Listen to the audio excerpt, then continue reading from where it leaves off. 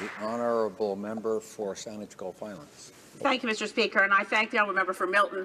I share that sense from Unifor leader Jerry Dias of over my dead body, but in concrete terms, we know that GM has made a decision. We know that they flagged and signaled that they would be making that decision more than a year ago because they were changing their product line. We know the federal government is not supposed to dictate what product line a company manufactures, but I remember the story of the response from FDR at the beginning of the Second World War when he told the car manufacturers, we need you to make tanks because we're facing a real threat. And they refused to make tanks. And that was when the President of the United States said, by law, you're not allowed to make cars anymore, you're making tanks. In some ways, and not always, the climate crisis resembles preparation for war. It involves disruptive technologies. It involves change. We want to protect workers through that change. Would the member for Milton share what the government should do now to save those jobs, and can we manufacture electric vehicles instead? Honourable member for Milton. So, Mr. Speaker, I thank the member for her question. I do believe that electric vehicles are part of the mix, but here's the piece that people are glossing over. The reason why these vehicles on the line currently in Oshawa are not being sold is because people don't want to buy them. It's pretty simple. But what they do want to buy, they want to buy trucks and they want to buy crossover sport utilities. And the reason why they want to do that is because they could actually get more comfort for the money that they're spending and the value that they're putting into these vehicles. And if you don't believe me, talk to any of the auto parts manufacturers in the GTA who are going to tell you exactly the same thing. It is not about whether or not somebody's moving to an electric vehicle. This is about the fact that people are actually utilizing vehicles that are bigger and more comfortable because they have become so technologically advanced that they can give the same kind of results on a better fuel mileage than they ever did before. The reality is Oshawa was building vehicles that nobody was buying, but Canadians should be competitive enough to say, we can build anything. Give us whatever you have. What's the most popular vehicle that you think is going to be sold in this North American continent in the next year? We have the ingenuity, we have the competitiveness, we have the tax system, we have the people who can build it. That's the kind of conversation that should be happening. Instead of a conversation about, hey, we're really good here, we hope that you can do good things with us, and Canada's back. Mr. Speaker, and to my honourable friend from Elgin, Middlesex, London, we have a real difficulty debating this issue tonight because we're at a very close lens, right on top of the people of Oshawa, desperately worried about their jobs, their livelihood, what happens to Oshawa, what happens to GM workers. But if we went to 40,000 feet, we'd see a disruptive technology called electric vehicles.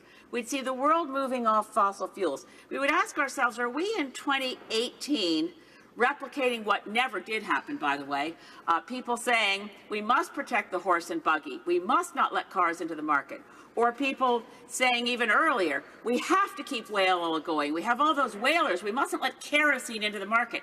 Every now and then, and quite often, a disruptive technology comes along for many reasons.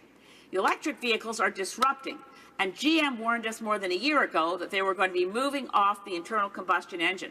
So the question now is not necessarily those jobs, but making sure we have just transition for workers, whether in the oil patch or in making in internal combustion engines, to say there'll be better jobs for you, but not necessarily whaling and not necessarily in horse and buggies. Honourable member for Elgin, Middlesex, London. Well, I thank the member for the question, but at the end of the day, the consumer is the one that's going to choose. You know, I know that I shouldn't eat chocolate bars, but I eat chocolate bars. And I think it comes that I will always be a chocolate bar fiend. My husband worked in the auto sector for a number of years. Not only did he work at Sterling Plant, where his job was lost, but he also worked for Elgin Chrysler in the city of St. Thomas. It's really interesting because when you would go there 10 years ago, you would see a lot of sedans. You would see a lot of small family vehicles. I can tell you now that that entire lot is filled with Ram Dodge trucks, with Jeep Cherokees. I have a Jeep Compass.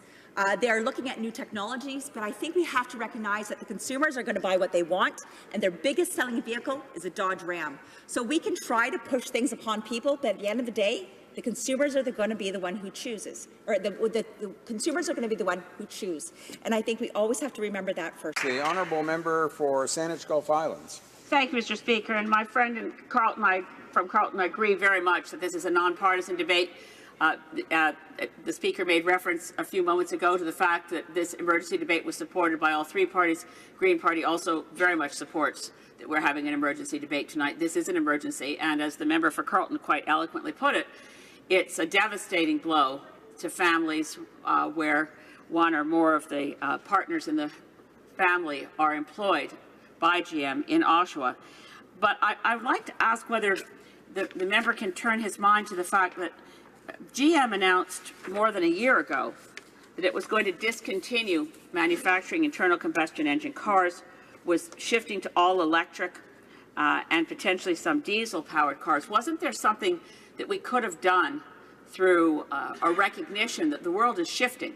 The world is shifting off internal combustion engines. Could we not have done something to be prepared to talk to GM, to talk to the Ontario government, which is moving in the other direction, to talk to the federal government, which has not yet put in place the kind of program that could entice any corporation to decide to get rid of the internal combustion engine and manufacture electric vehicles here? The honourable member for Carleton. Well, I thank the member for her question. I acknowledge that she too and all the other parties did support this debate, and I commend them for that as well. Could any government have done something to address the fact that GM is shifting to electric and self-driving vehicles? I don't know how any government could decide for a particular corporation what its production line will be. What we can do, though, is create an environment that is attractive for investment and capital. And that should be our goal, to have a low-tax, light regulation, open free market and free trading nation where international investors say this is the place that we need to build the next great product. And we know that that will not happen because of central planning or government edict. Businesses don't want to go where governments are going to try and control their decisions. It will happen in places where there is a big free market, open economy that allows businesses to get ahead by producing the best product rather than a government-run economy